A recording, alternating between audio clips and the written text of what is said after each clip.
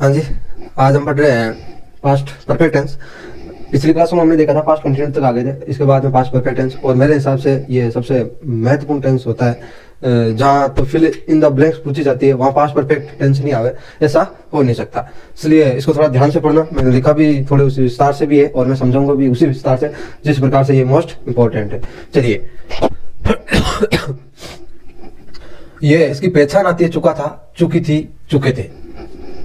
उसके बाद में एच वी यानी हेल्पिंग वर्ब। मैं ये सारे क्यों लिख रहा हूँ, मैं सोच रहा हूँ, मैंने बताया पहले भी था, लेकिन क्या वापस हमने शॉर्ट फॉर्म लिखना स्टार्ट कर दिया, आप भूल गए होंगे, इसलिए वापस एक बार से याद दिला देता हूँ। एच वी का मतलब होता है हेल्पिंग वर्ब, और हेल्पिंग वर्ब को हिंदी में कहते हैं सहायक क्रिया।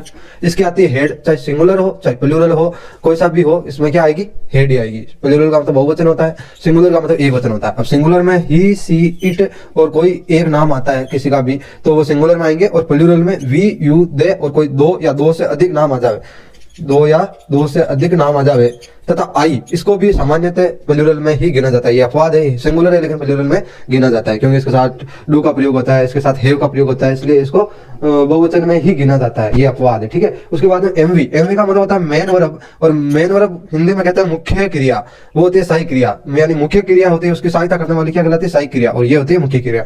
ये आती है वी, मतलब वर्ब की थर्ड फॉर्म। ये कौन सी आएगी, वर्ब की थर्ड फॉर्म। चलिए यहाँ तक आपने अगर समझ लिया हो तो आप नोट कर सकते हैं या स्क्रीनशॉट ले लीजिए, इसके बाद हम आगे बढ़ते हैं। हाँ जी, आपने लिख लिया होगा पास्ट परफेक्ट का इंट्रो। उसके बाद में उसके उदाहरण देखें तो देखिए, पहला था राम गाना गा चुका था।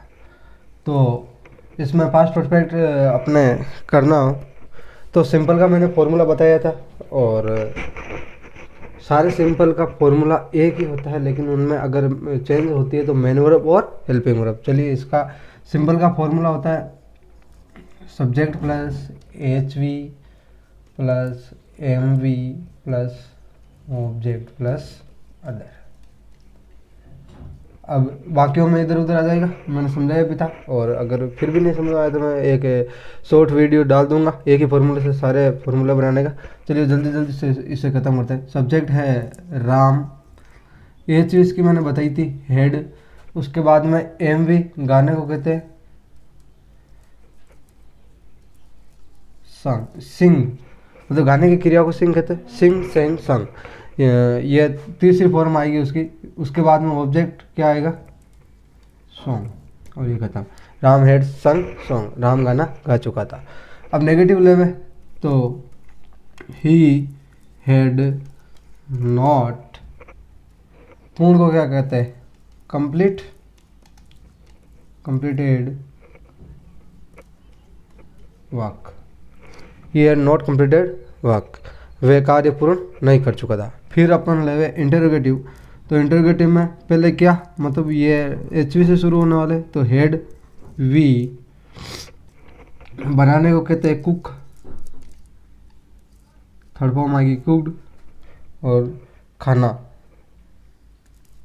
क्या, ऑब्जेक्ट आ गया और पीछे हो जाएगा साइन ऑफ इंटरोगेटिव, ठीक है। हेड वी कुक्ड फूड, क्या हम खाना बना चुके थे। उसके बाद में आता है क्या तुम किताब नहीं पढ़ चुके थे, तो ये नेगेटिव हो गया, इंटरोगेटिव। तो इसमें भी पहले इंटरोगेटिव है तो हेल्पिंग वर्ब से शुरू का हेड, उसके बाद में यू, फिर नॉट, पढ़ना को कहते हैं रीड, रीड की तीनों फॉर्म में समान होती है, और किताब को कहते हैं बुक, साइन ऑफ इंटरोगेटिव। ये अपना हो गया इंटरोगेटिव। उसके बाद में डब्ल्यू एच, तो कब, पहले डब्ल्यू एच वर्ड आ गया, कब को कहते हैं वैन, फिर आएगी हेल्पिंग वर्ब हेड, वह यानी ही, चुका था, चुकी थी तो सी आ जाता, फिर जाने को कहते हैं गो, और थर्ड फॉर्म हो जाएगी गॉन। इसके बाद व्हेन हैड ही गॉन, वह कब जा चुका था। अब चौथा है डब्ल्यू एच नेगेटिव। तो पहले आएगा डब्ल्यू एच वर्ड वाई, फिर आएगी हेल्पिंग वर्ब हेड, फिर सब्जेक्ट शालिनी, और फिर अपनी मेन वर्ब आएगी, सॉरी ये नोट आएगा, फिर अपनी मेन वर्ब आएगी, सोना को कहते हैं स्लिप, और second form slept, third form भी स्लेप्ट होती है, स्लेप्ट। और कल से, इसको हम एक बार डिलीट कर देते हैं, क्योंकि ये कल से आ जाएगी तो पास्ट परफेक्ट कंटिन्यू में चला जाएगा। शालिनी क्यों नहीं सो चुकी थी, तो इसका हो जाएगा why had Shalini not slept और पीछे आ जाएगा साइन ऑफ इंटररोगेटिव। इसके साथ इसके उदाहरण खत्म होते हैं और इससे आगे वाली क्लास में हम इसके यूज़ देखेंगे। चलिए आप स्क्रीनशॉट ले लें या लिख लें, तब तक मैं हट जाता हूँ। हाँ जी, लिख लिया होगा। इसके बाद में हम पढ़ेंगे पास्ट परफेक्ट के यूज़। और पास्ट परफेक्ट के यूज़ मेरे हिसाब से सबसे महत्वपूर्ण यूज़ों में से आते हैं। चलिए, वैसे तो सारे महत्वपूर्ण होते हैं, लेकिन ये थोड़ा अच्छा, अगर किसी भी कंपटीशन की लेवल से देखें तो सबसे पहले पूछे जाने वाला टेंस ही पास्ट परफेक्ट है।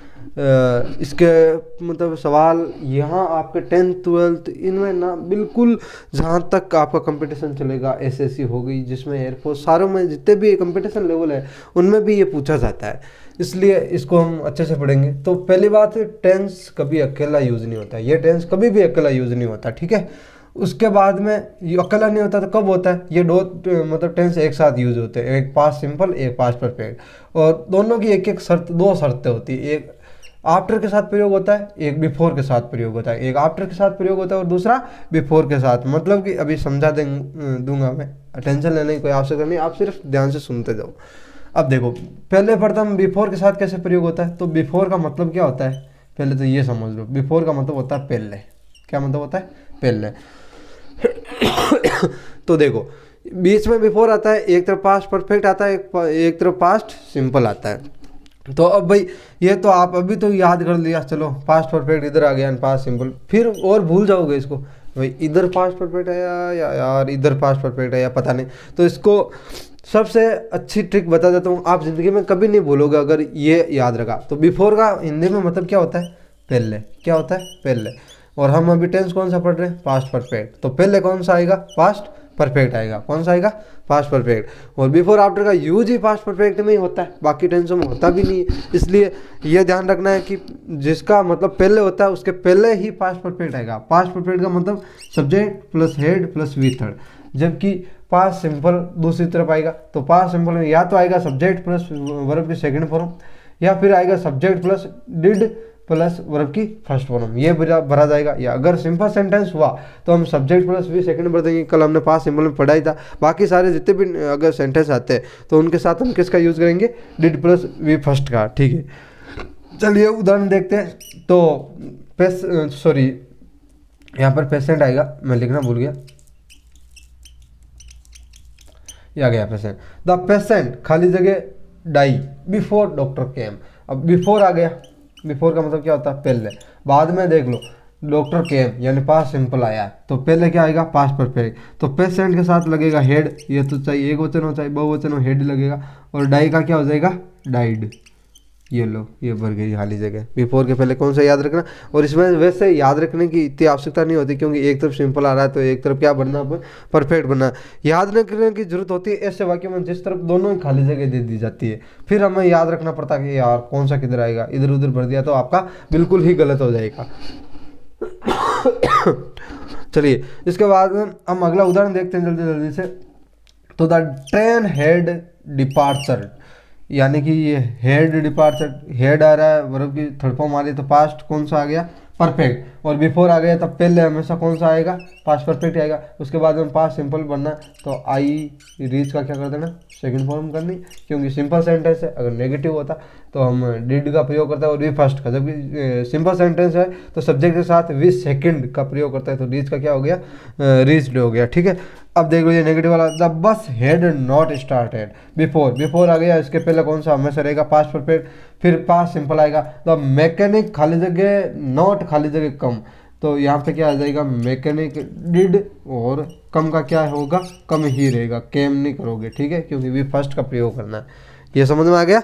उसके बाद में अगर ऐसा आ जावे कि दोनों तरफ पे खाली जगह देंगे, अब आप मतलब टेंशन में आ जाओगे, यार क्या भरना था, याद रहा ही नहीं। तो मैंने कहा था मेरी ट्रिक याद रखना, बस बिफोर का मतलब ही क्या होता है, पहले। तो पहले हमें भर देना है पास्ट परफेक्ट, उसके बाद में बिफोर के बाद में भर देना है पास्ट सिंपल। अब सिंपल का सिंपल सेंटेंस हो तो वर्ब की सेकंड फॉर्म प्लस सब्जेक्ट का प्रयोग कर देना, और अगर सिंपल नहीं हो, बाकी कोई भी टेंस हो, सॉरी सेंटेंस हो, तो उसको डिड प्लस वर्ब की फर्स्ट फॉर्म का प्रयोग करके भर देना है। तो इधर सिंपल ही है, पहले इसका भर देते हैं। द फार्मर हैड डाई का क्या हो जाएगा, डाइड। ये हो गया पास्ट परफेक्ट कंप्लीट। अब सन इस सिंपल है तो केम कर देते हैं, CAME।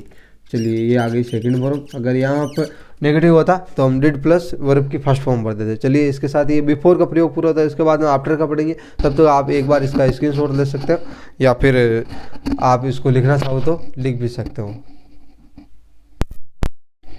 हाँ जी, लिख लिया बिफोर का प्रयोग। हम अपन पढ़ते हैं पास्ट परफेक्ट में आफ्टर का प्रयोग। तो आफ्टर के साथ यूज कैसे होता है वही ट्रिक अपनी। आफ्टर का मतलब क्या होता है, बाद। तो पहले क्या आ जाएगा, पास्ट सिंपल। बाद में मतलब बाद, हम तो पढ़ तो पास्ट परफेक्ट रहे, तो हमें पास्ट परफेक्ट याद रखना है। बाद मतलब बाद में क्या आएगा, पास्ट परफेक्ट। किसके बाद में, आफ्टर के बाद में, ठीक है। तो पास्ट सिंपल का मतलब वही सब्जेक्ट प्लस वी सेकंड, या subject plus did plus V first. और जो पास्ट परफेक्ट का मतलब होता है subject plus had plus V third. चलिए आगे हम उदाहरण देख लेते हैं। मैंने 2 ही उदाहरण दिए, क्योंकि इसको पहले मैंने इतना समझा दिया, इसके बाद में इतनी कोई समझाने की जरूरत भी नहीं है, और आप भी इतने समझदार हो कि समझ ही जाओगे। चलिए, द डॉक्टर खाली जगह came after the patient had died. अब आफ्टर पकड़ना है, इसका बाद में कौन सा आ रहा है, पास्ट परफेक्ट आ रहा है, तो सिंपल भर दो। इधर कम का क्या हो जाएगा, केम। यह देख लेना वाक्य कौन सा सिंपल है, सेकंड फॉर्म कर दो। अगर नेगेटिव होता तो डिड प्लस वर्ब की फर्स्ट फॉर्म कर देते। चलिए अगला, अगर दोनों तरफ खाली जगह दे रखी हो, यह भी कोई टेंशन करने की बात नहीं है। आफ्टर पकड़ो ना आप, तो आफ्टर आ गया। आफ्टर का मतलब बाद में। बाद में कौन सा आएगा, पास्ट परफेक्ट। पहले पास्ट परफेक्ट ही बढ़ता है। चलिए, द बस हेड गो का क्या हो जाएगा, वी थर्ड क्या होगी, गो की गॉन। अब इधर आ गया परफेक्ट, तो उधर सिंपल आना लाजमी है। चलिए सिंपल ही भर देते हैं, आई रीच्ड, क्योंकि वाक्य क्या है, सिंपल। चलिए इसके साथ ही हमारा पास्ट परफेक्ट। ये मोस्ट 2 ही यूज़ होते हैं इसके, मतलब आफ्टर और बिफोर के साथ, और सबसे ज़्यादा यही पूछे जाते हैं। और टेंस बिल्कुल छोटा सा है यूज़ के तरीके से, लेकिन सबसे ज़्यादा पूछे जाने वाला टेंस यही है। इसके साथ ही हमारा पास्ट परफेक्ट खत्म होता है। अगला क्लास में हम पढ़ेंगे पास्ट परफेक्ट कंटिन्यू के बारे में। तब तक के लिए नमस्कार, सत श्री अकाल, आदाब, और आपका साथ यूँ ही बना रहे। और मैं धन्यवाद भी करना चाहूँगा, क्योंकि आप मेरे को सपोर्ट कर रहे हो उसके बदले में। चलिए इसके साथ ही आप इनको लिखना चाहो लिख सकते हो, और अगली क्लास में मिलेंगे फिर एक बार। आपका फिर से वेलकम मेरे YouTube channel excellent coaching classes में। चलिए धन्यवाद, नमस्कार।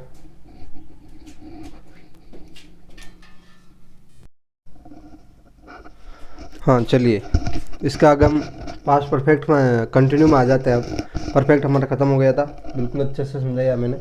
बस अब आपको समझना है और थोड़ा याद करने की कोशिश करना, बिल्कुल अच्छे से समझ में आ जाएगा।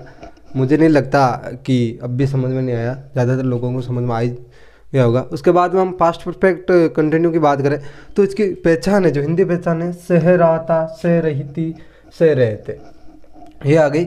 उसके बाद में इसकी हेल्पिंग वर्ब है जो, वो आ जाएगी हैड बीन, सिंगुलर तथा प्लूरल दोनों के साथ, यानी एक वचन और बहुवचन के साथ क्या लगेगी, हैड बीन। पास्ट टेंस का एक अच्छा ये है कि इसमें सिंगुलर तथा प्लूरल दोनों एक ही तौर पर गिने जाते हैं, क्योंकि उनके साथ हेल्पिंग वर्ब है वो एक ही लगती है। उसके बाद में हमारी मेन वर्ब आ जाती है एम वी, वो वी फोर्थ, या इसको हम V first plus ING form भी कह सकते हैं। उसके बाद हम उदाहरण की तरफ देखें, तो मैं गत रात्रि से सो रही थी।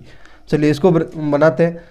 तो आई के साथ हैड बीन हेल्पिंग वर्ब है। मैंने बताया ही था कि कोई भी सिंपल सेंटेंस होता है उसका फॉर्मूला होता है subject plus HV plus object, sorry MV plus object plus other.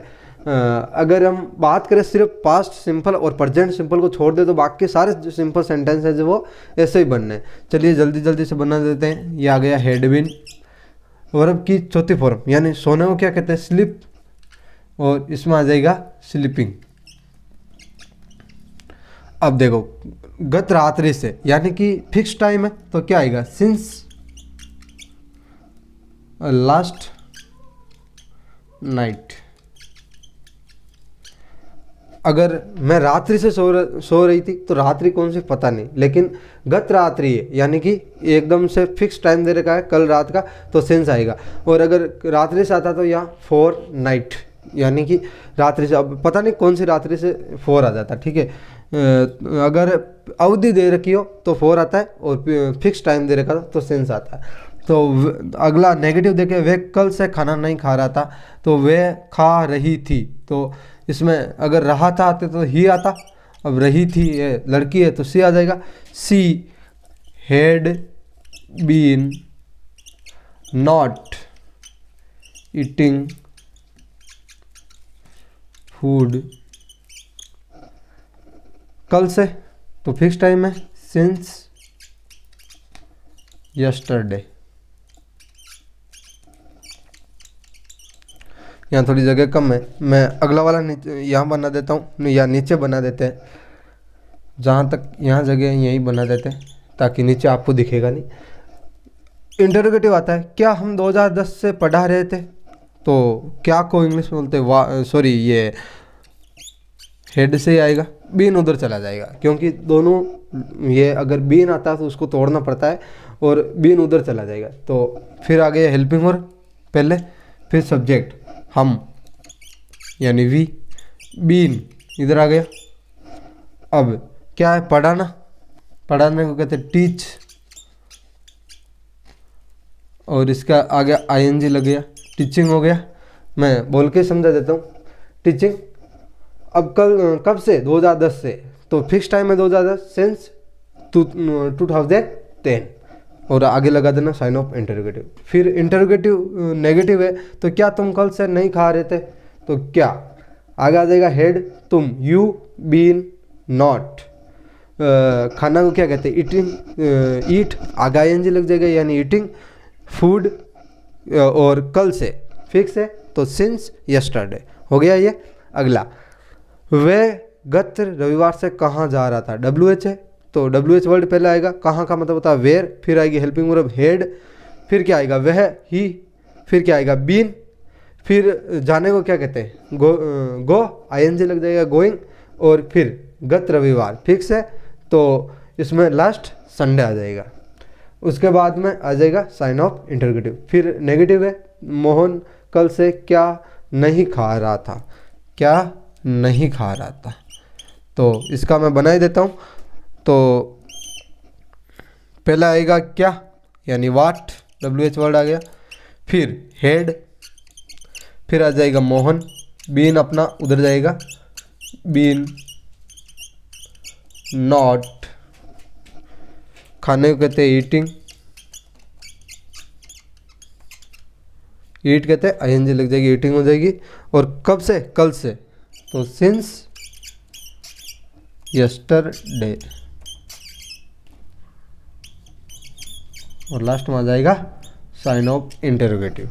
ठीक है, इसके साथ ही इसके उदाहरण खत्म हो जाते हैं। फिर एक बार समझा देता हूँ, मैं अच्छे से लिख नहीं पाया, कि मैं गत रात से सो रही थी तो I had been sleeping since last night, वे कल रात से खाना नहीं खा रही थी, she had been not eating food since yesterday.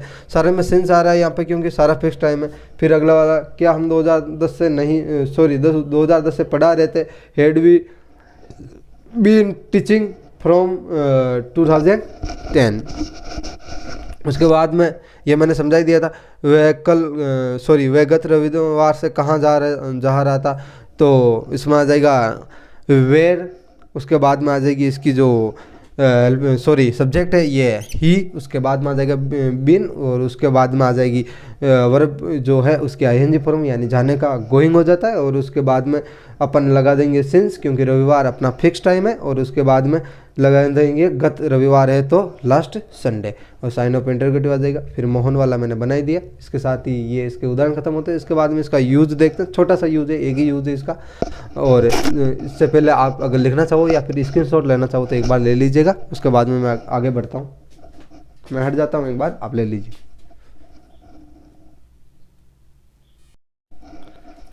हाँ जी, लिख लिया। उसके बाद में इसके यूज़ के बारे में आते हैं। तो इसका तो सिंपल सा यूज़ है, अगर सिंस या फॉर के साथ पास्ट टाइम आ जाए तो अपने कौन सा भरना है, पास्ट परफेक्ट कंटिन्यू भरना है। अगर प्रेजेंट टाइम आ जाए तो प्रेजेंट परफेक्ट कंटिन्यू बनना है, अगर फ्यूचर टाइम आ जाए तो फ्यूचर परफेक्ट कंटिन्यू बनना। परफेक्ट कंटिन्यू का तो एक ही यूज़ होता है सिंस या फॉर के साथ, टाइम को टाइम पे डिपेंड करता है, जो टाइम आएगा वही टेंस भरा जाएगा। चलिए इसके साथ ही पहला उदाहरण है, रानी खाली जगह live Goa for last 10 year. Last मतलब लास्ट आ रहा है तो ये वैसे भी पास्ट को दर्शा रहा है, लास्ट मतलब पिछले, पिछले मतलब पास्ट को दर्शा रहा है। अब 10 ईयर इसलिए 4 आ गया क्योंकि कौन से 10 साल भाई, 2010 से 20 वाले या 2001 से 10 वाले, वो कोई से भी साल है वो हमें पता नहीं, यानी अवधि है 10 सालों की इसलिए 4 आ गया। मैंने सिंस या 4 यही समझा रखा भाई, अवधि आती तो 4 आता है और एक पॉइंट ऑफ टाइम आता है निश्चित समय तो सिंस आ जाता है। उसके बाद में ये लेते हैं, तो रानी के साथ सिंपल सेंटेंसेस है, तो पास्ट परफेक्ट कंटिन्यू का सिंपल सेंटेंस क्या आता है, सब्जेक्ट प्लस HV यानी had been plus manual plus object plus other आता है। तो सिंपल सेंटेंस हैड बीन आ गया, उसके बाद में क्या लिव का क्या हो जाएगा, लिविंग हो जाएगा। वर्ब की चौथी फॉर्म आती है कंटिन्यू है, चौथा टेंस है, चौथी आएगी। उसके बाद में दूसरा आई खाली जगह टीच इंग्लिश सिंस 2019, यानी कि यहाँ पे आई आ रहा सिंपल सेंटेंस है और ये 2019 पास्ट टाइम है भाई, अभी तो 23 चल रहा है तो ये पास्ट हो गया। तो चलिए इसमें पास्ट परफेक्ट कंटिन्यू भर ही देते हैं क्योंकि सिंस या फॉर के साथ पास्ट टाइम आता है। तो इसमें हैड बीन सिंपल सेंटेंस है और टीच का क्या हो जाएगा, टीचिंग हो जाएगा।